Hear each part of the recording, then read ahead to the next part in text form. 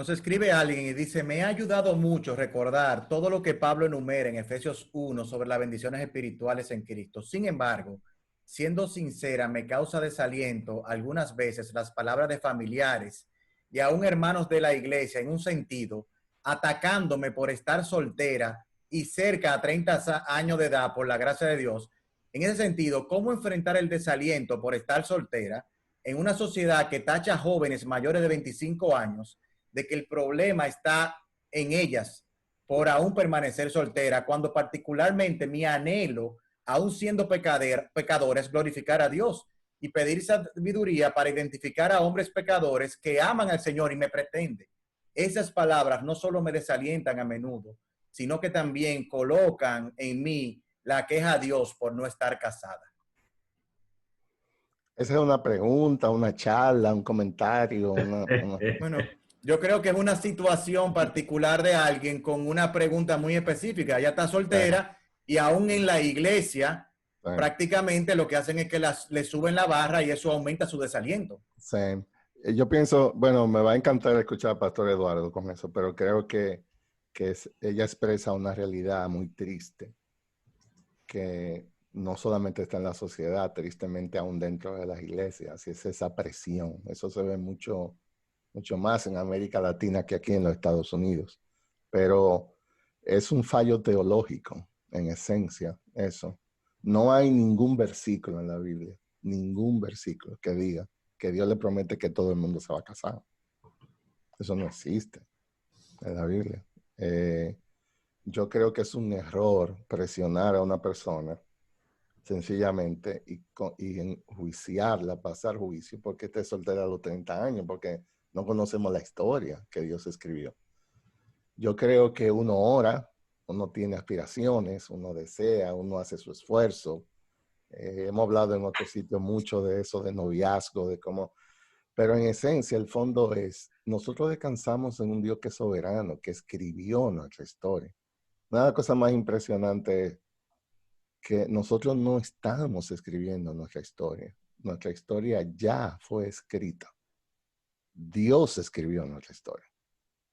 Nosotros estamos descubriendo la historia que Dios escribió. Y Dios cumplirá su propósito en nuestra vida a pesar de nosotros.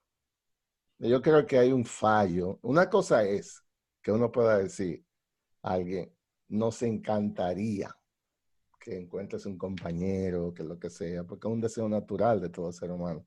Pero de ahí pasar a un juicio que de hecho crea culpa, es no entender la soberanía de Dios en absoluto.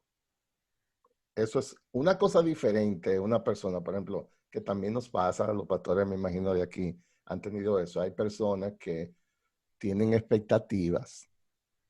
Ustedes saben, yo no sé de los otros países, pero los dominicanos, nosotros sabemos de eso.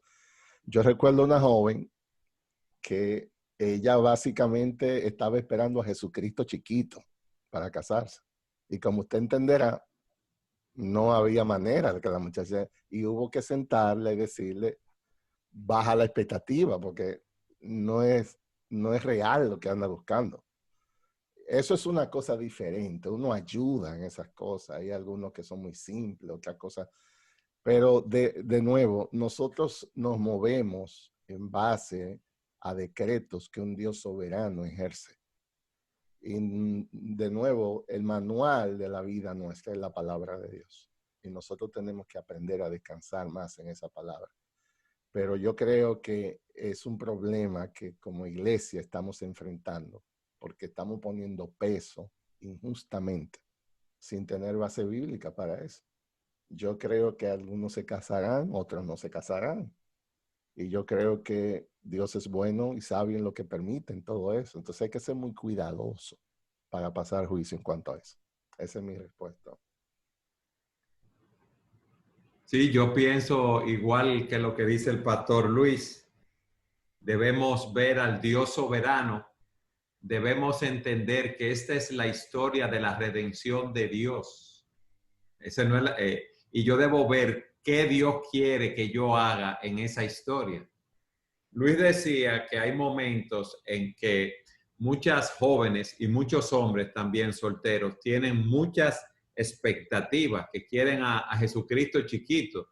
Quizá hay muchas mujeres que están esperando a un hombre sumamente piadoso, que sea de un físico de Mr. Universo y que esté entre los 10 hombres más millonarios del mundo. Hay que ver sus expectativas. Dice el pastor John MacArthur que uno, cuando le plantean algo, alguna situación, uno debe revisarse uno mismo. Y en ese caso, lo primero que uno debe hacer es ver cuáles son sus expectativas.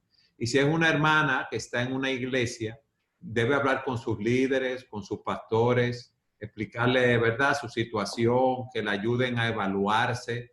Y hay que orar por eso. Hay una doctrina que los puritanos mencionaban mucho, que es esperar en Dios.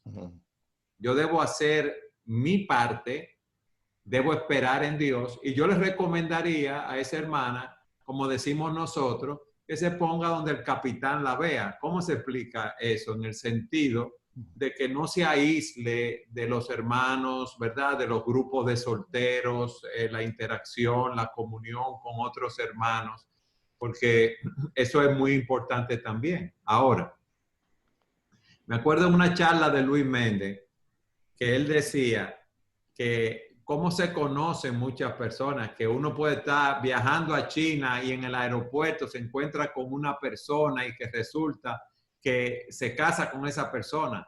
Dios en su soberanía es que mueve cada cosa y esa hermana debe esperar en Dios también. Amén.